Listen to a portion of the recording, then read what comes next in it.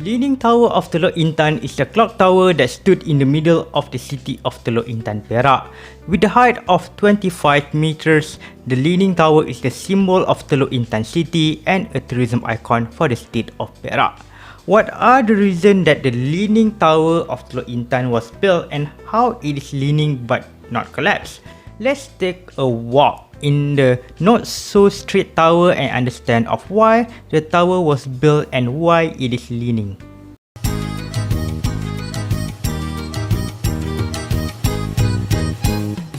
Teluk Intan is the third largest city in Perak, located between the meanders of Lower Perak River. Protected from the open sea, Teluk Intan was once a major river port where the ships loaded the goods such as tin ore, rubber and rice. Leaning Tower of Teluk Intan was originally used as a water tower and only functions as a clock tower since 1894 or 1895.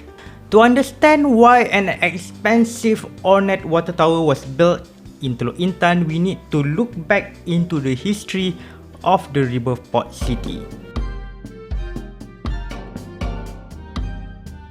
Teluk Intan was originally called as Teluk Mak Intan, which may derive from a folk story of Mandailing people who pioneered the settlements on the riverbanks of Perak River in the 17th century.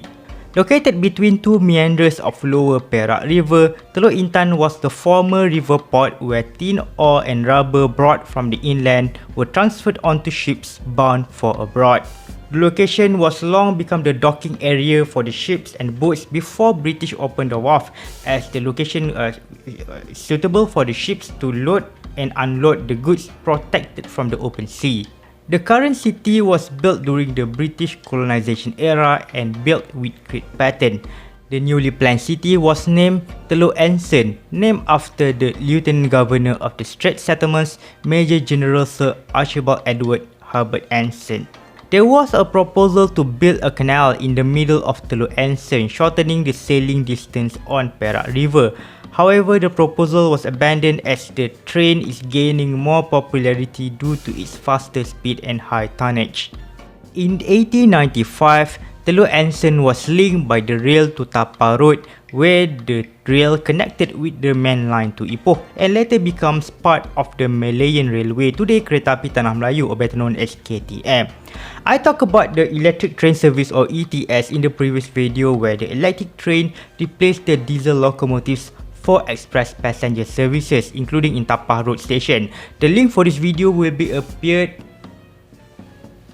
When Teluk Anson city grew thanks to its port and rail in the late 19th century, there was a growing prosperity in Teluk Anson. What the city did not have at that point is a landmark. Leaning Tower of Teluk Intan was originally planned and built as a water tower. Why does Teluk Intan need a water tower when the three sides of the city are bordered by rivers? Just as today, drinking the water directly from the river in the late 19th century was not a wise decision. River water is murky and muddy, in addition to pollution from Teluk Anson Wharf and pollution from tin mines and factories upstream. During the drought, the water level in Perak River decreased to the level that the remaining salty and muddy water is not suitable for daily usage. Furthermore, Perak River is flowing slowly downstream, making firefighting efforts difficult due to low water pressure.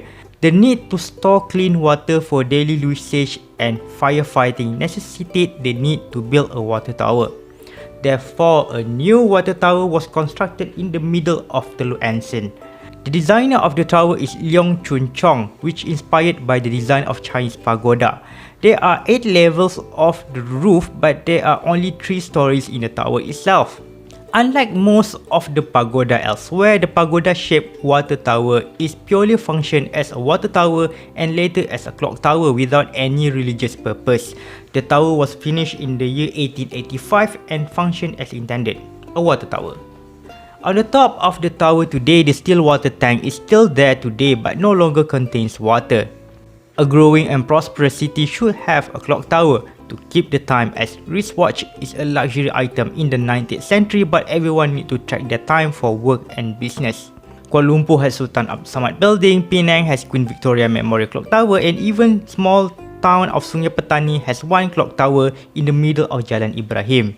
It happened that not leaning yet, the Tower of Teluk Intan is strategically located in the middle of the city and high enough to be seen from the edge of the town. Sometimes between 1894 or 1895, with the donations from the local businessmen, a clock was installed on the upper part of the tower facing south, the location of former Teluk Anson Wharf.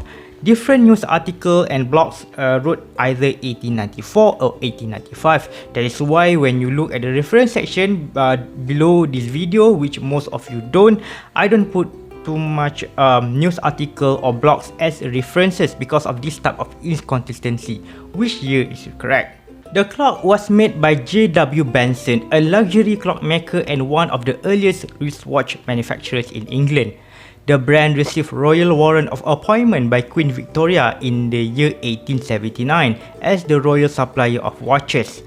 J.W. Benson also supplied luxury watches to the King of Siam and King of Denmark as well. After the watch factory was bombed during the World War II, the company reduced as a luxury watch retailer before being bought out by another luxury watch retailer, Mappin & Webb, in the year 1980s. In short, the clock on the Leaning Tower of Teluk Intan is luxuriously expensive. For a year or less, the tower functioned both as a water tower and a clock tower until a flood happened in the year 1895. As with internationally known Leaning Tower of Pisa, there are two similarities between the Bell Tower in Pisa and Leaning Tower of Teluk Intan. Number one, it was not planned to be built as a leaning tower. Originally, the tower stood straight, just what a water tower and a pagoda should be. After massive flood in the year 1895, the tower was leaned to the northwest and tilted. Thus, the tower became the Leaning Tower of Teluk Intan that we know today. A combination of soft soil and heavy water on the top of the tower caused the tower to tilt. In addition, a tower that is leaning but not collapse is a miracle of itself, especially a wooden tower. Number 2. Uneven soft soil in the floodplain. As Pisa in Italy, Teluk Intan located on the floodplain of Perak River nearby the estuary, the land is soft and muddy. When the flood hit Teluk Anson in the year 1895, the water from Perak River ran across the town and caused the tower to lean toward the northwest. In the case of Leaning Tower of Pisa, uneven soil type, part hard, part soft, is the main reason the tower was tilted. Perhaps the similar reason could explain why Leaning Tower of Teluk Intan is leaning but not collapsed. We need a geologist to answer this question. Additional functions of the Leaning Tower were as a beacon for ships entering Teluk Anson Wharf, and during World War II between 1942 until 1945, a watchtower by Japanese occupiers. The glorious days of Teluk Anson faded years after the independence in the year 1957 as the ships became larger due to containerization and shallow Perak River due to riverbank erosion and serious silting. As a result, the port activities moved to Lumut, where the water is deeper and more suitable for large modern ships. After the closure of Teluk Anson Wharf in the 1970s and the eventual closure of railway between Teluk Intan and Tapal Road in the year 1989, Teluk Intan experienced an economic stagnation. At the end, it is the Leaning Tower that will brought the rejuvenation of the local economy by tourism industry. In 1982, Teluk Anson was renamed as Teluk Intan, reverting to its original Malay name.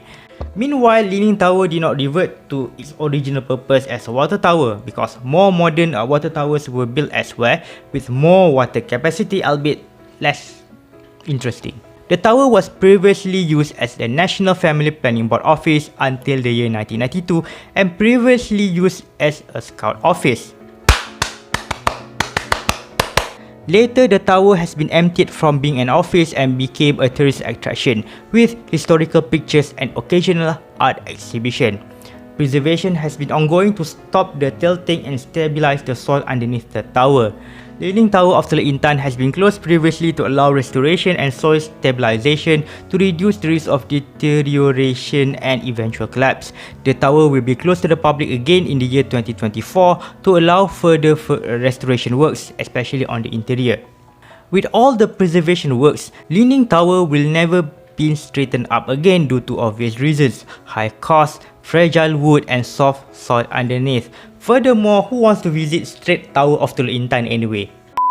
In 2019, the first open segment of West Coast Expressway between Hutan Melintang and Teluk Intan was opened to public, improving the road connectivity to the city.